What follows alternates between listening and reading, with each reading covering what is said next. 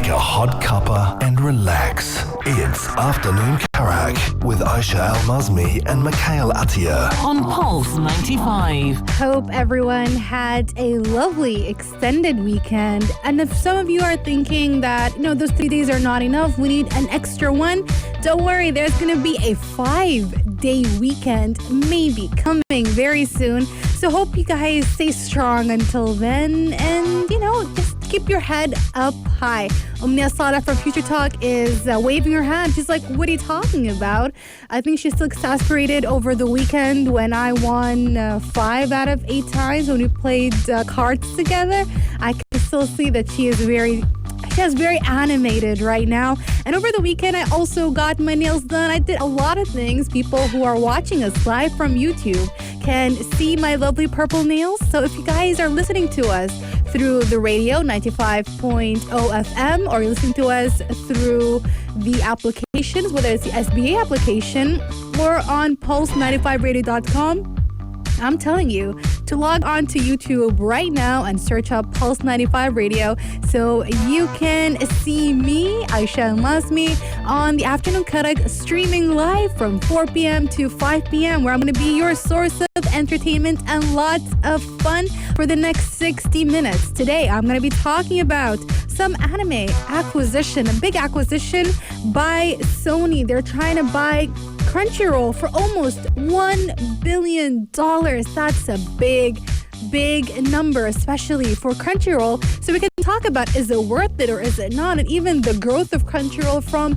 a website that had some, let's not pretend that it was legal back then. It was quite illegal when it was first streaming lots of anime and whatnot, to something very official, basically a staple in a lot of people's lives, anime fans' lives and whatnot. We can talk about that later on the hour. We're also going to be talking about the TikTok ban that was once again blocked by a judge, but this time it wasn't thanks to the judge himself, but rather to 3 TikTok influencers who basically preached that their livelihood depends on the application and that it should not be banned. We're also going to be talking about Matthew McConaughey and how he could have been the Hulk in the Marvel Cinematic Universe. That one blew my mind, and I'm sure it's going to blow your minds off when we talk about it later in the hour.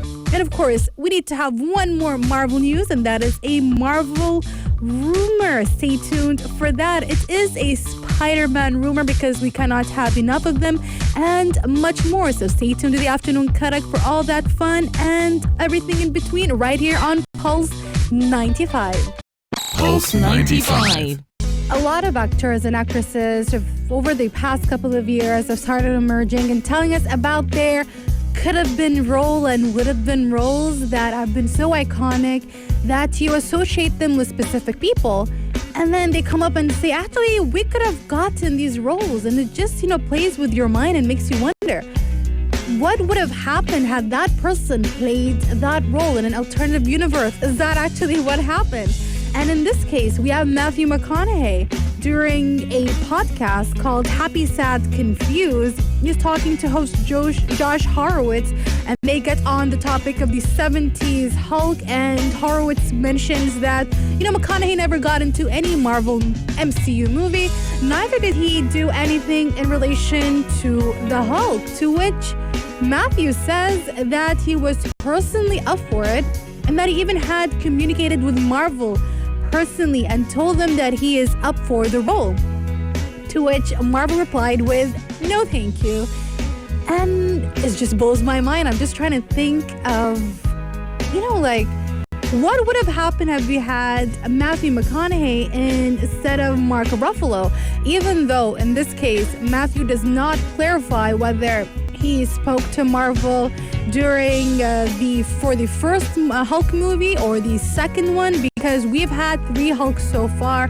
We've had way more, obviously, before that in terms of the 70s show, etc., and maybe even the animated shows if you want to take those into consideration. But when we talk about the Hulks from the past couple of years, we've had Edward Norton, and I'm trying to remember the other guy we had as well. Eric Bana. He was the first Hulk, and then Edward Norton, and then in 2010 during Comic-Con, Mark Ruffalo was announced as the official Hulk of the MCU. So we don't know when Matthew McConaughey approached Marvel and spoke to them, because he could have been either of these Hulks. But if he was going to take Mark Ruffalo's place, would he have worked out as the Hulk, or have we just gotten so accustomed to Mark as the Hulk of the MCU? I'm trying to imagine him, and I can kind of see him because, of course, Matthew McConaughey is a fantastic actor. He has nailed every single role he has ever acted in. So there is no doubt that he could have easily nailed this role as well. But in my head, I always associate him with things that are serious. Not saying that superheroes and Marvel or even the DCEU universe are not serious, but I still cannot see him as the Hulk, especially since in my head right now, and I'm pretty sure a lot of MCU fans, the Hulk in our head is whatever Taika Waititi created onwards, because I feel like Thor, the third Thor movie, Thor Ragnarok, kind of highlighted or outlined the way we see the Hulk. And then the Russo brothers continued that legacy from Taika Waititi's Hulk into when we were watching Infinity War and Endgame. He was kind of similar. He was kind of funny, but also serious.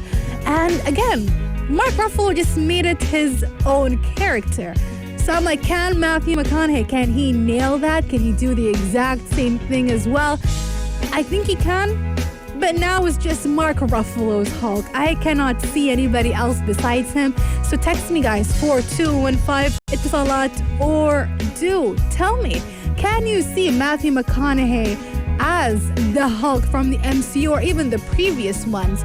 I mean, again, even Eric Bana and Edward Norton do not feel like the Hulk to me anymore, even though I've watched these movies before the MCU started kicked off. Actually, I'm trying to remember when I watched it around 2010, before Mark Ruffalo was announced. It was around the time when Thor was released. Yes, when Thor was released, that was the first MCU movie I ever watched, and that was also when I was introduced to the concept of the MCU. And I went backwards because I thought that I had to watch the first two Hulk movies, which right now have been officially announced as not part of the MCU and never were.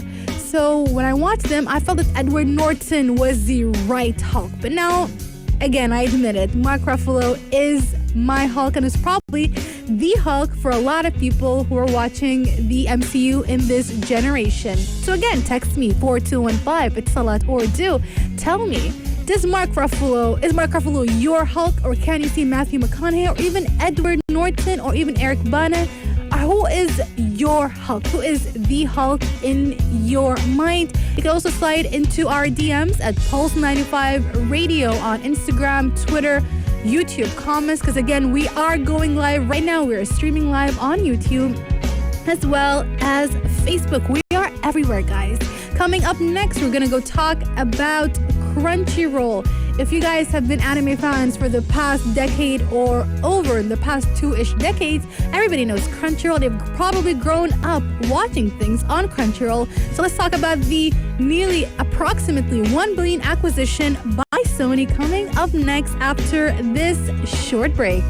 Pulse 95. Streaming services across the entire world are kind of, becoming more self-aware of what do their customers want and what is the popular thing across the entire world, because at some point most streaming services, or at least a good majority of them, still are concentrated in North America and most particularly the United States. But as they go more global, they have to take into lots of people into consideration. And we have Sony here, who is fully aware that a huge group of people enjoy anime, which is why they have reportedly entered into final negotiations with AT&T to acquire the US-based anime streaming service Crunchyroll. People who love anime or have grown up on anime in the past, let's say 15 years, are fully aware of who Crunchyroll is or what Crunchyroll is. At some point, it kind of had pirated stuff. I remember this. That's how old I am. I remember that old Crunchyroll where all you had to do was sign up, It was a free service and you can customize your own profile, and you had the whole chat on the side. It was a lot of fun doing that. It's like the whole growing up on the internet kind of experience that a lot of us from the generation Y have grown through, the millennials have grown through. So it's part of our, I'd say, part of our entire past. And then we ended up seeing it grow exponentially, going from this small site turning into an official anime streaming site globally. So now what it has is that it does still have a group of people who still watch stuff for free. And there is approximately 3 million paying subscribers as well. That is 70 million free members and 30 million paying subscribers. So that is 73 million people. So if Sony gets this acquisition, which is they're bidding for upwards of $957 million, it means that they get access to all these people, millions and millions of people globally. And not to mention that Sony has already acquired Funimation all the way back in 2017, and they're hopefully thinking about growing further in terms of acquiring maybe more rights to various studios, similarly to what Netflix has done recently. We spoke about it, Mikhail and I, not too long ago. I think it was last week, how they had acquired 4 really big studios to work on anime exclusively for Netflix. So Netflix anime. So Netflix created originals just for Netflix. I know I said Netflix way too many times, but I need to emphasize how important it is that those streaming services are creating their own content by collaborating with these massive studios that are not only based in the US, but those are ones that are based in Tokyo and Japan itself, and also in South Korea. And those studios have created so many well-known anime and animations in general, cartoons, etc., that are so great and have left a massive impact in all of their fans' lives. So imagine what Netflix can do, especially since last week as well. They announced I would say, in my opinion, was somewhat of a mediocre-ish lineup of anime, but I have a lot of faith that in the upcoming years, upcoming months, especially with the collaboration of these massive 4 studios, that they can go forward and they can create something really, really good. But for now, let's go back to Sony and let's see what they can acquire besides those 73 million members. And again, this is just an estimate right now. I mean, it could be, some people might have more than one account. Who knows? I mean, we can say around 70-ish million members. And they would also get access to 1,000 anime titles Crunchyroll will get access from Sony to 1,000 anime titles. So it's just like, honestly, like the sky is the limit for Sony right now. If they're thinking straight, they can easily become like one of the top contenders against Netflix in terms of streaming anime. In fact, I'm not sure if this can happen or not, especially since there is a whole influx of streaming services. If I had to name a few from the top of my head, everybody knows we have Netflix, Disney Plus that is still expanding. We have HBO Max that it still hasn't expanded globally yet. There is Peacock, which is also similar to HBO Max and Apple TV Plus. It is still very new and hasn't expanded globally. There is Hulu. There is Amazon Prime TV. There is just so many of them right now. And I think Sony can also think about perhaps having their own streaming service, or maybe they're thinking that they were going to acquire some other streaming services, or for now, just have their titles available in other streaming services as they are doing right now. Text us 4215 Etisalat or do.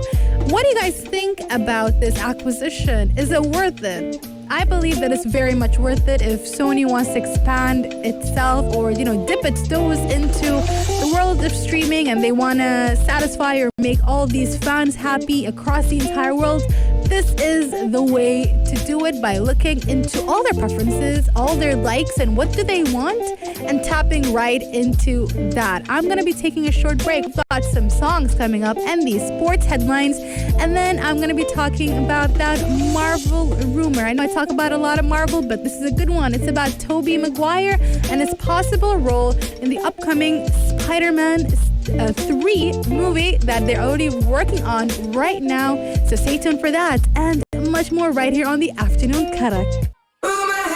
Speculation, gossip, or hoax. Rumor has it.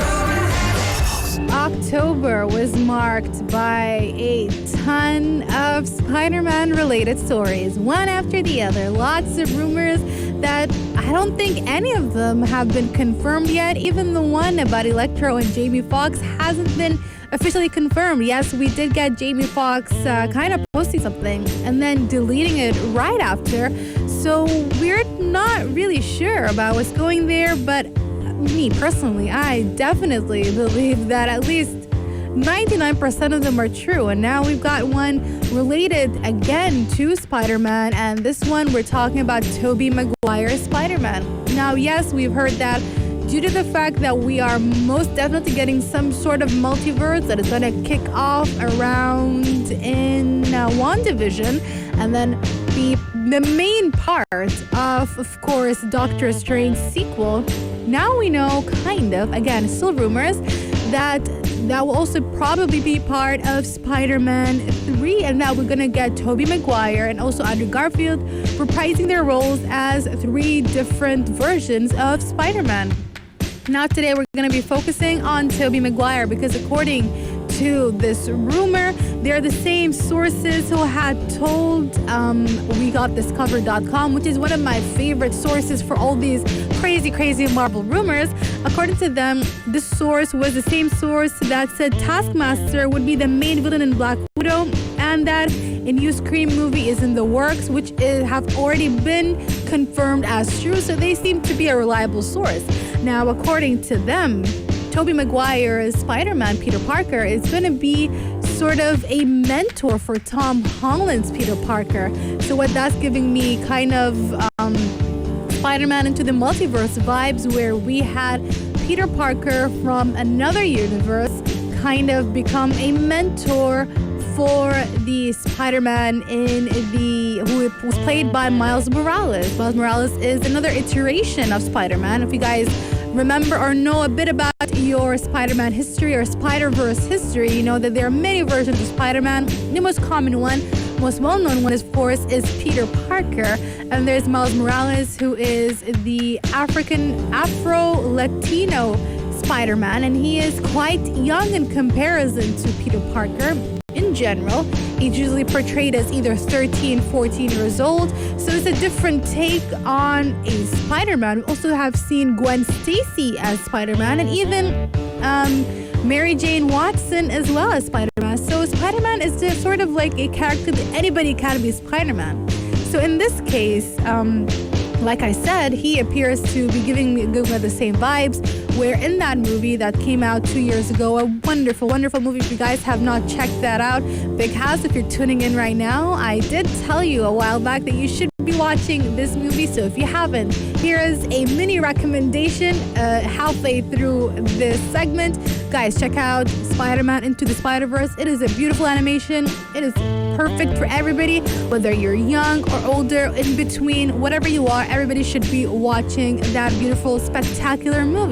So basically in there, Peter Parker from another universe sort of becomes a mentor to Miles Morales, who was kind of new to the whole Spider-Man shtick. And through that, he kind of learns how to become a better Spider-Man. Also, take on the whole with great power comes great responsibility thing. So over here, that is exactly what Tom Holland needs, especially since he lost his mentor, who happens to be Iron Man, way too quickly. That was sort of what he was dealing with in the previous Spider-Man movie, where he was trying to kind of find his footing now that he lost somebody as big as Iron Man. He had everybody had sort of like lots of emotions with Iron Man in terms of the loss and whatnot. But he seemed to be part of the group who dealt with it very badly and negatively, because who else gave him the opportunity to become like a full-fledged Spider-Man and kind of part of the Avengers if it wasn't for Tony Stark himself? And we did hear from rumors from a couple of weeks ago as well that we did speak about on the afternoon Karak, that Doctor Strange might also be his official mentor. But since Tobey Maguire might just appear in this movie, he might be his mentor in this movie, just kind of give him that push, kick off the entire thing, enough for Doctor Strange to become his official mentor going off into the MCU. I think that this is something viable. I can see this happening. This is something believable. It actually also cements the whole Tobey Maguire in the Spider-Man movie. It kind of gives him a proper role that we can all see him becoming, and I really like it. I love the whole him becoming a mentor, kind of getting all these Spider-Mans together beyond just maybe what we presumed is going to be just a small action scene, because in my head I always thought it was going to be a small action scene and then that's it. But now it gives us more, I'd say, adding spices to the entire thing. So I'm super excited for this. Text me 4215 it's a lot or do, and tell me, do you think this is actually going to happen? Will Tobey Maguire's Peter Parker be Tom Holland Peter Parker's mentor in that movie? Tell me all about it. Going to be taking a short break and moving on to the story of TikTok. So stay tuned for that and much more right here on the Afternoon Karak. This is Pulse 95. All these various social media platforms, or we can even call some of them, for example, YouTube and whatnot. I'm not sure where TikTok falls into this. This is tapping into my whole communication graduate student interest. Like, I want to know, is TikTok considered a social media platform or does it not? It kind of falls into it, but it doesn't. But that's a conversation for another day. But social media platforms, or all these, we can call them video platforms on the internet, such as YouTube and TikTok, they all have created a whole source of income for vloggers and bloggers, where if you can not easily, that's actually quite a lie. I cannot say you can easily make a livelihood on it, but sometimes, if you're lucky, if you do get a good amount of followers because of your content or something happens, then you can eventually make a living through it. I mean, TikTok does have I'd say like a sort of like a club or something where all these influencers get a certain amount of money for every time they create a viral video, similar to YouTube and other platforms. And apparently that is exactly what saved TikTok in the latest fight between the Trump administration and the application, because they were supposed to be banning it again. Yes, we've been hearing this again and again and again for the past couple of months. However, a judge in the U.S. in Pennsylvania has blocked the government from restricting the application once again. And this time, it wasn't because of them reassessing, the Trump administration's claims, but rather they have reassessed the claims of 3 influencers who claim that this is a source of their livelihood. And should this ban becomes effective, they're going to be incredibly impacted, where it's going to obviously affect the way they live their lives. The names of the TikTokers or the influencers are Douglas Marland, Cosette Rinab, and Alec Chambers, who they claim earn a livelihood from the content they post on TikTok, saying the Platforms For You page is unique among social media platforms because its algorithm allows little-known creators to show their content to a large audience. And they do have a point, even though I've never heard of them before in my life. They're probably not part of the TikTok circle or TikTok group that I'm interested in. I'm not sure about you guys, but I'm very much into cooking TikTok, or even cottagecore TikTok, and even gardening TikTok, but not much into that sort of area. However, Apparently, their claims are quite true in the sense that Marlon has 2.7 million TikTok subscribers, Renab has 2.3 million, and Chambers has 1.8. So they said that should this ban happen, they're going to lose access to tens of thousands of potential viewers and creators every month, an effect amplified by the looming threat to close TikTok altogether. What do you guys think? Do you guys think that this is a true thing? I agree with them that obviously their lives is going to be impacted, even though in a way it does not concern me as somebody who is not an influencer on TikTok, and I'm pretty sure a lot of people are not influencers on TikTok. So it's like more, I feel like they're thankful that this is working out in their favor, but I don't know, really. I mean, I do agree with them. Obviously, their life is going to be impacted, especially if they're going to be using TikTok or have been using TikTok as their main source of income. Unlike, it's very hard also to migrate to another social media platform. A lot of them have been trying to get people to move to Instagram or move towards YouTube. And I personally have said this before, that when I did try to follow some of the other influencers that I already followed on TikTok onto other platforms, I felt that they were failing at it. They did not have the same impact as TikTok. So what they're trying to say is that I agree that this is a unique social media platform. Even though Instagram has released Reels, which is similar to TikTok, I don't feel it does have the same impact as TikTok yet. I'm not going to make any claims right now. I'm not going to say that it's not powerful. I mean, I did say that. I admit I did say that about Instagram stories. And watch me now. I very much post on Instagram stories every single day in comparison to Snapchat stories. So who knows what will happen with Reels. But for now, we can safely say that TikTok is a very unique platform, and it might impact other people's lives in other ways, as in it's a source of entertainment. It's a source of finding lots of information as well. I did learn a lot of cooking techniques from all these TikToks, I admit that. And I also was exposed to a lot of different people, and some people's social groups might have expanded as well through TikTok. So perhaps those three influencers might be right, and that TikTok should be saved for the sake of the Americans and the entire world. And with that, I end our hour right here on the afternoon Karak. We have a nice song coming up. It's one of my favorite, and I'm pretty sure you guys have heard enough of it. But when you're jamming to something and you've heard it so many times, only right that I play it and one more time. And with that, I wish you a lovely evening. Hope you guys stay safe and take care. Stay tuned, because we've got Yalla Home, Big Hass, Anna Schofield taking over only here on Pulse 95. If you liked this episode of Afternoon Karak, drop a like and subscribe. Pulse 95. Be sure to follow us on Instagram for all our daily updates and top stories.